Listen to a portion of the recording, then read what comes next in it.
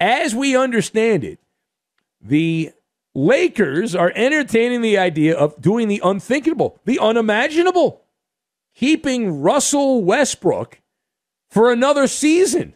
Now, some big shots with the team believe they could use Westbrook, allegedly, more efficiently, and they have a new head coach coming in, Darvin Ham. They hired a ham. I wonder if he's a ham radio operator or he just likes ham. Darvin Ham. And they're talking about changing some of these supporting players around the Lakers to accommodate Russell Westbrook. So let us discuss the question. Russell Westbrook sticking with the Lakers for another season. Believe it, don't believe it. So I am a non-believer on this one. I am a non-believer. I've got Russ's Diner, back seat, and barbecue sauce. And we will combine all of that together. And as you know, being a talk show host, I'm completely impartial when it comes to this kind of stuff, unless I am not. So number one. It would be great for those of us who enjoy the pit of misery that is the Lakers right now if this happens. I don't think it's going to happen. You would think that this is just idle chatter, that Russell Westbrook is a diminishing asset, and the only way you would keep him is if you have your head in the clouds, that he's a guy who has always been about those numbers, and that winning basketball, if it happens, that's great. He's not against it, but that's secondary. And it was a purple and gold colored toxic cocktail in his first season as a Laker. And I'm pretty confident you could have put a dish rag out there and would have had about as much success as you did with Westbrook, or West Brick, as he was called. Couldn't handle those hardcore LA fans that gave him a tough time. Imagine, if you will, though, a world where you dine at Russ's Diner. Yeah, you have a meal at Russ's Diner, and this used to have a 5-star rating. Back in the day, it had a 5-star rating. But you go there, you get food poisoning. And then you're like, well, man, I feel sick, my stomach's terrible. So then the following year, you give a little time, and you're like, okay, I'm going to go back to the same restaurant, and I'm going to order the same food again. That is known as what's known as the ego effect. What is the ego effect? What's that, you say? The ego effect suggests that you are prone to make the same mistake over and over again when you're protecting your beliefs instead of learning from your mistakes, right? And changing your belief response, even though there's conflicting evidence here. People are very stubborn to change. Like the Lakers front office are like, we made the right move, and we will be proven correct. Our belief is Russell Westbrook's going to turn things around. The evidence, the conflicting evidence indicates that's not the case.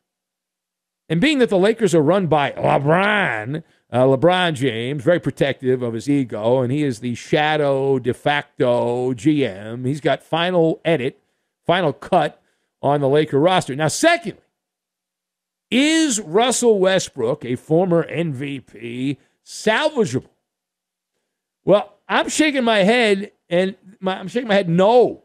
Russell Westbrook, I keep going back to that point, that this is a guy you can get some stats with. Maybe you'll sell a few tickets, but you're not going to win with him leading the way, and it appears he has no interest in being a number two. It's all about quantity, not about quality. That was my diet back in the day, quantity, not quality. And now, that doesn't mean that Westbrook is completely out to pasture, that he's just going to vanish into thin air. Imagine, if you will, that he gets relocated, repackaged, somewhere like the Detroit Pistons or the Sacramento Kings or the Orlando Magic, teams off the radar in the NBA. He would go there, any of those places, and several others, and flourish. Because he'd get his 20 field goal attempts a game, and as the center of the universe, he is capable, he's proven that back in his days in Oklahoma City, that he will put up a volume of statistics. In terms of success, if you judge success by deep runs in the postseason, that is not going to happen. There'll be a lot of bumpity bumps, and oftentimes you have to sacrifice your stats And with Westbrook, it has always been no bueno. With that, he is also a noted backseat driver. Ask Frank Vogel, the old Laker coach, about that. He's not around anymore. But Westbrook is going to meddle. He's going to meddle as long as he's with the Lakers. He will never be satisfied in a secondary actor role, and he will continue to give unwanted advice until he gets what he wants. And stewing and sulking, and he's not the man. He's not the headliner. And so that's where you are. Now, final point. So what happens next? Let's cut through all the bull crap. What happens next? Mentioned this rumor over the weekend that the Lakers are talking about keeping Westbrook. That sounds like a red herring to me. That sounds like, hey, we don't have to trade him. We could maybe keep him. Yeah, maybe we'll do that. Yeah. And I imagine short term, you're going to hear more rumor balloons being floated. That's what this is. The Lakers will be tapping in to their many friends, their useful idiots in the media, the basketball media, who love to plant stories, whether they're true or not, and attempt to create some kind of buzz out of the cosmos for Russell Westbrook. Artificially create a market that does not exist. Does not exist. The prime trading period, we all know this from watching basketball over the years, is right after the NBA Finals and then right around the NBA draft. And then there's a second wave later on with the free agency, but usually right around the NBA draft, that is when it is prime moving and shaking time.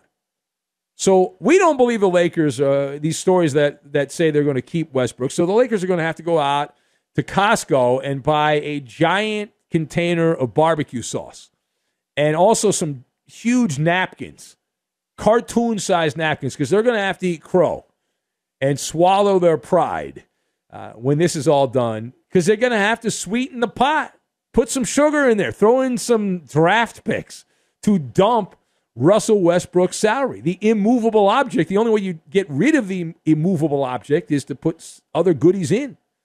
Otherwise, forget about it. Forget about it. All right, Westbrook has a $47 million player option that he is going to exercise, the full max to the 10th degree. And so what does that mean? That means any team that has a lot of salary cap space can say my way or the highway, meaning that we don't want to take that contract on, but you got to give us some scratcher tickets in addition. And along those lines, we'll find out whether or not the Lakers do that. Now, the other option is to hit ejection. Hit the eject button. The Lakers could use something called the waive and stretch provision. Boy, they have all these little cheat codes. All these little cheat codes in the NBA rulebook, which essentially means, in layman's terms, the Lakers could fire Westbrook, hand him a pink slip, and say, bye-bye, and that's it. In sports, they say waiving. Waving goodbye. Cutting Westbrook and then stretching his salary over 3 seasons. Feel the pain for 3 years. Of course, Lakers won't be very good for the next 3 years anyway. So that way they could spread the money around like you spread peanut butter on a piece of bread. So there is that.